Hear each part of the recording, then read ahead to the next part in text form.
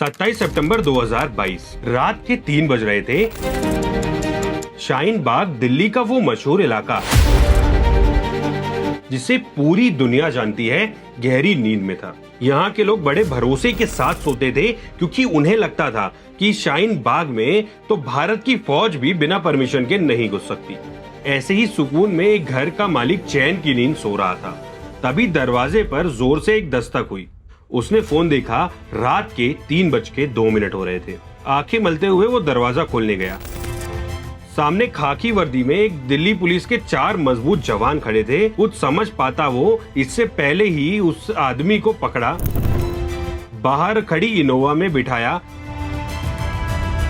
और अंधेरे में ही गायब हो गए। आदमी की बीवी चिल्लाने लगी। 10-15 लोग आसपास जमा भी हो गए और बाहर भागने लगे, लेकिन बाहर निकलना तो दूर की बात है, मोहल्ले की गली ही ब्लॉक थी। दिल्ली पुलिस की स्वेट कमांडोज ने पूरे इलाके को चारों तरफ से घेर रखा था। एक ही ऑर्डर था, ना कोई अंदर आएगा और ना ही कोई बाहर जाएगा।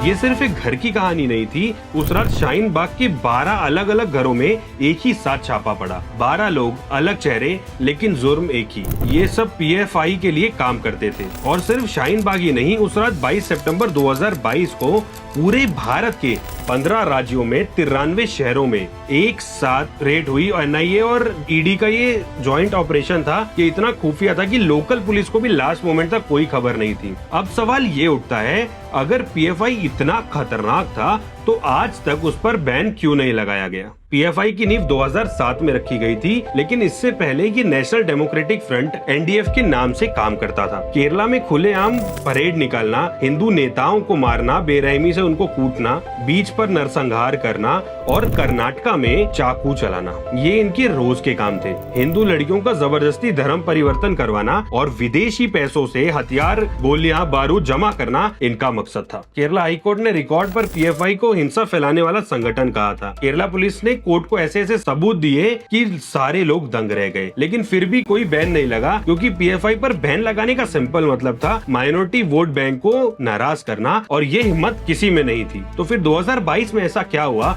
कि मोदी जी ने खुद इस बैल के गले में घंटी बांधने का फैसला कर लिया। जुलाई 2022 बिहार, पटना के फुलवारी शरीफ थाने के साहूकार अहमद को व्हाट्सएप पर एक धमकी भरा मैसेज आया। तुम्हें शर्म आनी चाहिए, मुसलमान कब बनोगे तुम? कल जुम्मे की नमाज है, नई टोली जमा करो और जामा मस्जिद आओ और अपने रसूल के लिए खड़े हो। साहूकार अहमद ने कंप्लेन कर दी। बिहार पुलिस ने एफआईआर तो लिख ली, पर मामला ठंडे बस्ते में डाल दिया। लेकिन फिर पीएम नरेंद्र मोदी को पटना आना था। पटना और देवघर का दौरा तय हुआ। 12 जुलाई 2022 सिक्योरिटी एजेंसीज अलर्ट हुई, तब बिहार पुलिस को वही पुराना केस दोबारा खोलना पड़ा। 10 जुलाई 2022 को फुलवारी शरीफ के अहमद पैलेस पर रेड हुई। 2 बड़े नाम पकड़े गए। पहला अख्तर परवेज, SIMI का मेंबर जो पहले से बैन था। मोहम्मद जलालुद्दीन, झारखंड पुलिस का पुराना सिपाही। इनके पास से एक खतरनाक डॉक्यूमेंट बरामद हुआ, India 2047 towards rule of Islam in India. 7 पन्ने का पूरा ब्लूप्रिंट था कि कैसे भारत एक हिंदू मुल्क है,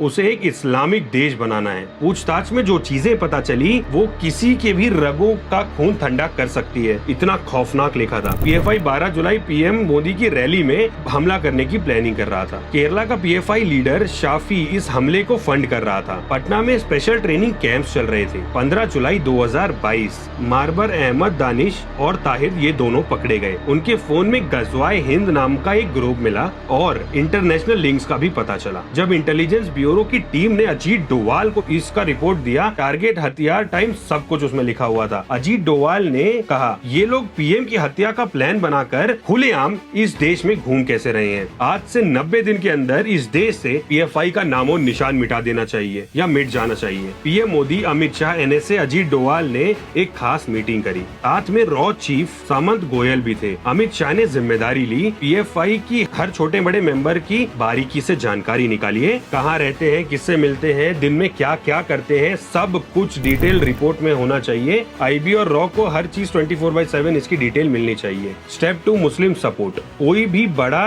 काम उठाने से पहले 29 जुलाई 2022 को Ajit Doval Islamic scholar of India की एक मीटिंग में गए, वहाँ हिस्सा लिया। वहाँ देश के बड़े मुस्लिम नेताओं और उलीमा ने खुद प्रस्ताव पास किया कि पीएफआई पर तुरंत बैन लगाना चाहिए। प्लान साफ था, पीएफआई के पीछे से आम मुसलमानों का सपोर्ट हटाना।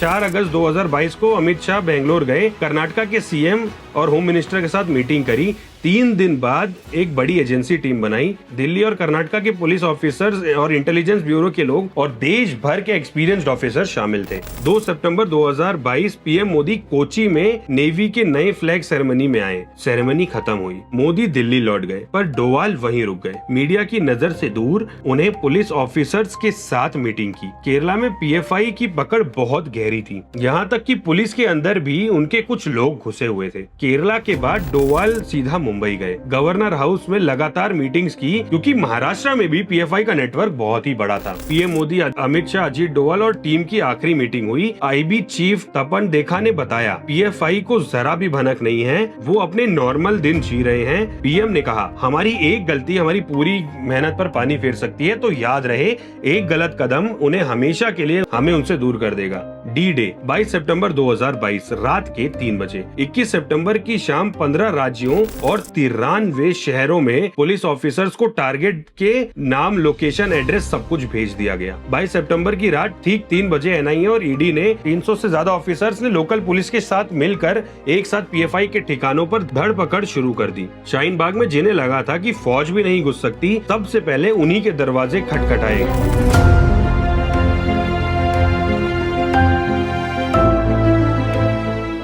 पीएफआई और उसके सहयोगी संगठन के 106 मेंबर्स अरेस्ट हुए। इसमें केरला का वो लीडर साफी भी था जो पीएम पर हमले के लिए पैसे फंड कर रहा था। पीएफआई ने हर तरफ बंद किया, हिंसा करने की कोशिश की, लेकिन किसी की जान नहीं गई। 27 सितंबर 2022 डोवाल जानते थे कि सिर्फ टॉप लीडर्स को पकड़ने से काम नहीं चलेगा, टायर 2 टायर 3 वाले लोग भी बदला लेने की कोशिश करेंगे ही करेंगे। इसलिए 5 दिन बाद फिर से रेड हुई। इस बार 127 लोग पकड़े गए, कुल 235 से ज्यादा अरेस्ट। गिरफ्तारी के अलावा होम मिनिस्टर ने 2000 पीएफए मेंबर्स को अंडर स्कैनर डाल दिया। अब उनकी हर हरकत पर नजर थी, उनका नौकरी मिलना तक मुश्किल हो चुका था। राउंड 2 के 24 घंटे के अंदर अंदर सरकार ने पीएफआई और उसके सारे ऑर्गेनाइजेशंस पर 5 साल के लिए बैन लगा दिया। नोटिफिकेशन हटी। पीएफआई के सेक्रेटरी अब्दुल ने खुद ही संगठन को हमेशा के लिए डिसॉल्व करने का ऐलान कर दिया। पीएफआई सिर्फ एक संगठन नहीं बल्कि एक नेटवर्क था जो सिस्टम के अंदर तक घुस गया था। फॉरेन फंडिंग, पीएम की हत्या की कोशिश, साजिश